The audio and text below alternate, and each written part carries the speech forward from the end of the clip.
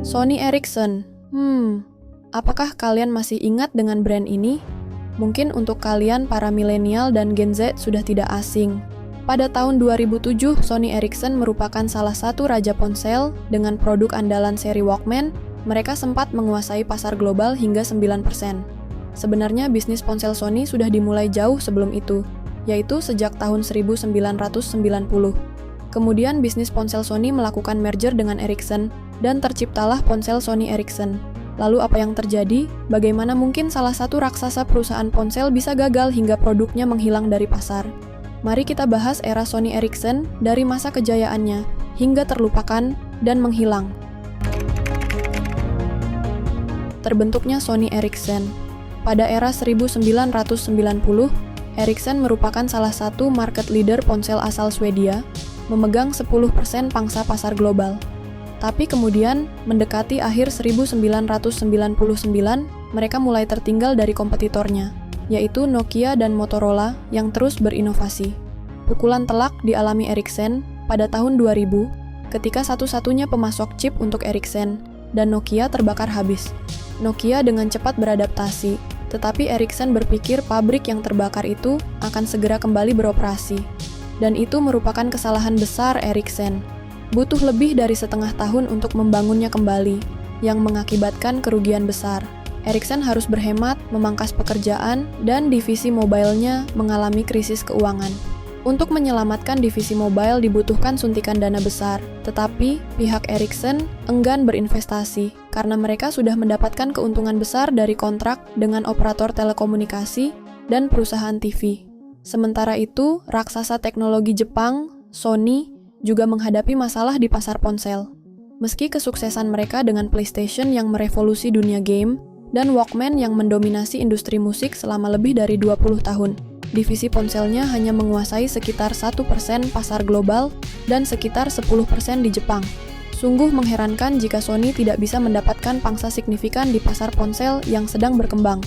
Pada Desember tahun 2000, Sony mengajukan ide untuk membentuk merek gabungan, dan Ericsson setuju. Ponsel Ericsson terkenal dengan sinyal radio yang kuat dan desain yang unik, tetapi di tahun 1998, persaingan semakin ketat. Dalam waktu 1 tahun, Ericsson kehilangan 30% pangsa pasar, kalah bersaing dengan Nokia dan Motorola. Ponsel Ericsson dianggap ketinggalan zaman dengan desain yang membosankan dan antena yang dikritik banyak orang. Sony juga memiliki divisi ponsel dengan produk multimedia yang hebat, tetapi gagal meraih pasar global. Pada tahun 2000, pangsa pasarnya bahkan kurang dari 1%, disebabkan oleh dominasi Nokia dan Motorola. Dari ide tersebut lahirlah Sony Ericsson Mobile Communication, yang merupakan kolaborasi di mana kedua perusahaan memiliki saham yang sama besar. Namun, Sony yang lebih banyak menggelontorkan dana, menangani desain, serta memimpin pemasaran di beberapa negara. Di sisi lain, Ericsson memiliki banyak paten yang tidak dimiliki Sony, yang menjadi fondasi bagi ponsel masa depan. Sony Ericsson memiliki 3.500 karyawan di seluruh dunia, dengan kantor pusat di London. Namun, tagihan terus menumpuk sementara produk baru belum dirilis. Ponsel pertama mereka, Sony Ericsson T68i, baru meluncur pada tahun 2002. Proses penggabungan membutuhkan waktu lebih dari setahun untuk menyelesaikan masalah hukum dan teknis, serta menyusun lini produk. T68i pada dasarnya adalah versi perbaikan dari Ericsson T68, yang merupakan ponsel flagship sebelum merger. Ini juga merupakan ponsel pertama di dunia yang diproduksi massal dengan layar berwarna. Ponsel ini memiliki kamera yang dapat dilepas, Bluetooth, dan port inframerah. T68i berhasil meraih popularitas lebih luas berkat desainnya yang keren dan tampilan yang stylish. Namun, karena dilengkapi layar berwarna, harganya pun relatif mahal, yaitu sekitar $650. Mulai dikenal dan diterima masyarakat luas. Pada tahun 2002, seiring dengan melonjaknya popularitas Sony Ericsson, perusahaan ini menggandakan upaya untuk mengatasi salah satu keluhan paling umum dari pelanggan, harga perangkat yang terlalu mahal. Untuk memenuhi permintaan akan pilihan yang terjangkau, mereka memperkenalkan T100 yang dihargai $100. Sebuah ponsel budget yang disederhanakan tanpa fitur ekstra, dirancang murni untuk fungsi dasar. Pada tahun yang sama, Sony Ericsson juga meluncurkan ponsel P800 yang menandai debut sistem operasi baru UEQ berbasis Symbian. Dengan setiap rilis baru, perusahaan ini tidak hanya menyempurnakan perangkatnya, tetapi juga berada di garis depan inovasi mobile, didukung oleh kekuatan gabungan dua perusahaan besar. Pada tahun 2003, Sony Ericsson merilis ponsel flagship T610 dan menjadi simbol status sosial ditargetkan untuk para eksekutif dan pebisnis. Ponsel ini begitu populer hingga terjadi kelangkaan di beberapa negara. Berdasarkan kesuksesan ini, Sony Ericsson kemudian merilis T630 dan Z600, ponsel lipat pertama mereka. P900, yang dirilis pada tahun yang sama, menjadi ponsel pintar dengan keyboard QWERTY dan stylus. Ponsel ini menjalankan sistem operasi Symbian 7 dengan UIQ overlay yang dikembangkan bersama Motorola. Pada kuartal pertama tahun 2003, Sony Ericsson masih mengalami kerugian sebesar 116 juta euro, dan pada kuartal kedua, kerugiannya mencapai 102 juta euro. Ericsson semakin menekan Sony Ericsson untuk mulai menghasilkan keuntungan, sementara Sony berusaha menenangkan situasi. Akhirnya, pada kuartal ketiga 2003, Sony Ericsson meraih keuntungan pertamanya sebesar 39 juta euro. Pada tahun 2004, Sony Ericsson merilis K700i, ponsel yang sukses besar dengan harga $400, lebih murah dibanding pesaingnya. Ponsel ini dilengkapi dengan memori internal 40 MB, pemutar MP3, kamera VGA setara 1,3 megapiksel, radio FM, serta dukungan game Java 3 dimensi. Berkat ponsel ini, perusahaan meraih laba lebih dari $350 juta dan pangsa pasarnya naik menjadi 7%. Sony Ericsson terus bereksperimen dengan desain dan teknologi, termasuk meluncurkan S700 dengan desain swivel. Ponsel ini memiliki layar 320 x 240 piksel dan slot kartu memori stick duo. Meskipun S700 bukan hit besar, ia menandai awal dari persaingan megapiksel di dunia ponsel, karena kameranya yang berkualitas tinggi dibanding model lain di masanya. Sony Ericsson akhirnya menyadari bahwa kamera akan menjadi fitur utama yang dapat menjadikan mereka pemimpin di industri ponsel. Sony Ericsson mencapai puncaknya pada tahun 2005 dengan merilis model budget seperti K300 dan K600. Kedua model ini awalnya merupakan versi lain dari K500 dan K700. Tetapi dengan harga yang sama, membuat customer bertanya-tanya, mengapa seseorang harus membelinya jika K500 dan K700 tersedia dengan harga yang sama. Kemudian, Sony Ericsson merilis ponsel budget lainnya, seperti T290i, J210, dan J300, tetapi penjualannya sangat rendah. Namun, semuanya berubah dengan peluncuran flagship terbaru, Sony Ericsson K750, yang menetapkan standar baru dalam gaya dan fungsi. Antusiasme terhadap model ini sangat besar, dan ponsel ini laris manis di pasaran. K750i menjadi ikon, dan masih dikenang dengan penuh nostalgia oleh para penggemarnya. Ponsel ini merupakan perangkat massal pertama yang memiliki kamera 2 megapiksel, memperkuat posisi Sony Ericsson sebagai pemimpin dalam teknologi kamera ponsel. Baik Samsung maupun Nokia tidak mampu menyaingi kualitas fotonya. Sepanjang periode ini, perusahaan meraih sukses beruntun. Salah satu model berhasil terjual sebanyak 15 juta unit dalam satu kuartal, dan hanya 6 bulan kemudian, K750 menyamai pencapaian tersebut. Tren ini berlanjut hingga tahun 2006, ponsel Sony Ericsson termasuk yang terbaik di pasaran, terutama lini K dan W.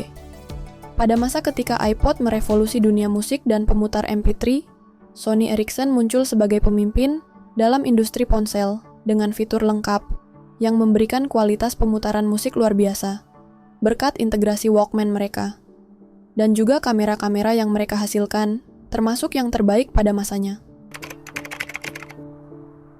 Peluncuran iPhone generasi pertama. Pada tahun 2007, Steve Jobs memperkenalkan iPhone, dan itu benar-benar mengubah definisi sebuah ponsel. Hingga saat itu, sedikit orang yang bisa membayangkan melepas keyboard fisik, bahkan banyak yang menganggapnya ide yang konyol. Namun, Apple membuktikan keraguan itu salah, karena layar sentuh dengan cepat menjadi cara utama kita berinteraksi dengan perangkat mobile. Efeknya langsung terasa. Setiap perusahaan, termasuk Sony Ericsson, pun bergegas merilis generasi ponsel berikutnya. Di tengah kekacauan itu, mereka kehilangan pangsa pasar dan keuntungan signifikan karena Apple. Meskipun pada 2007, Sony Ericsson mencatat keuntungan tertinggi mereka, setahun kemudian terjadi penurunan, dan pada 2009, keuntungan serta pangsa pasar mereka menyusut hampir setengahnya. Jadi, apa yang terjadi dalam 2 tahun krusial tersebut? Di tengah ketidakpastian ini, ketegangan internal di Sony Ericsson semakin meningkat. CEO Miles Flint memutuskan untuk mengundurkan diri dan posisinya digantikan oleh Hideki Kiyama, yang tampaknya berasal dari pihak Sony. Kiyama mengambil keputusan drastis dengan melakukan pemutusan hubungan kerja dalam skala besar untuk menyelamatkan perusahaan. Hingga saat itu, jumlah karyawan Sony Ericsson di seluruh dunia terus bertambah mencapai sekitar 12.000 orang. Namun, pada tahun 2008, perusahaan mengumumkan rencana untuk memberhentikan 2.000 spesialis dalam waktu 12 bulan. Pada kenyataannya, lebih dari 5.000 karyawan kehilangan pekerjaan, termasuk pembubaran Departemen Penelitian dan Pengembangan, R&D, yang merupakan bagian krusial bagi perusahaan manufaktur teknologi. Sony Ericsson menutup Departemen R&D karena para peneliti ilmiah adalah spesialis dengan gaji tertinggi. Dengan membubarkannya, perusahaan berharap bisa menghemat biaya. Namun, langkah ini setara dengan menyerah. Tanpa Departemen R&D, Sony Ericsson kehilangan kemampuannya untuk menciptakan produk inovatif. Pada akhirnya, keputusan ini menjadi penyebab utama kehancuran perusahaan. Selain itu, kantor perwakilan di berbagai negara juga ditutup, dan perusahaan harus keluar dari banyak pasar. Departemen pemasaran pun menjadi kosong. Ketika situasi semakin memburuk, Ericsson mulai mempertimbangkan untuk menjual sahamnya di Sony Ericsson kepada Sony. Sementara itu, konflik internal semakin memanas. Sejak awal, kursi direktur selalu dipegang oleh orang-orang dari Sony, seperti Miles Flint dan Hideki Kiyama, yang lebih loyal kepada pihak Jepang. Namun, pihak Swedia juga ingin memiliki pengaruh atas merek ini. Karena Kiyama tidak menunjukkan hasil yang baik dan keputusannya justru membawa kehancuran, akhirnya pada Oktober 2009, Bert Nordberg dari Ericsson ditunjuk sebagai CEO. Secara mengejutkan, tahun 2010 menjadi tahun yang menguntungkan bagi Sony Ericsson dengan keuntungan sebesar 90 juta dolar. Namun, keuntungan ini bukan berasal dari peningkatan penjualan, melainkan dari optimasi produksi. Mereka membeli banyak ponsel murah dari Cina dan India melalui kontrak ODM, lalu menjualnya dengan markup tinggi di bawah merek mereka sendiri. Pada 27 Oktober 2011, Sony resmi mengumumkan akuisisi 50% saham Sony Ericsson dari Ericsson seharga lebih dari 1 miliar euro. Kesepakatan ini selesai pada Januari 2012. Ericsson mentransfer sebagian paten dan lisensi yang digunakan dalam ponsel Sony Ericsson. Jika melihat nilai properti intelektual yang dimiliki Ericsson saat itu, kesepakatan ini sebenarnya bernilai miliaran dolar. Namun, bagi Ericsson, yang terpenting adalah keluar dari bisnis ini sebelum mengalami lebih banyak kerugian. Mereka bahkan telah merencanakan langkah ini sejak 2008.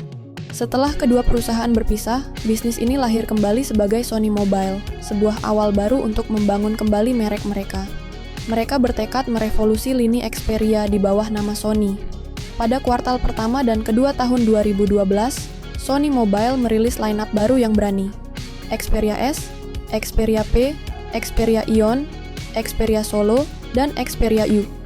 5 ponsel dalam satu lineup pembuka adalah langkah berani, dan model-model ini terlihat jauh lebih modern dibandingkan rilis tahun sebelumnya. Mari kita bahas satu persatu. Xperia S diposisikan sebagai model flagship dengan spesifikasi tertinggi di atas kertas. Ponsel ini bersaing langsung dengan ponsel kelas atas lainnya pada masa itu, seperti Samsung Galaxy S3 dan HTC One X. Meski layarnya tidak sebanding dengan kompetitornya. Xperia Ion pada dasarnya adalah versi lebih besar dari S, ditujukan untuk pasar Amerika Serikat, dan mengikuti tren ponsel besar dan tipis, tren yang ternyata tidak berhasil. Xperia P adalah ponsel kelas menengah yang anehnya memiliki layar lebih baik daripada flagship.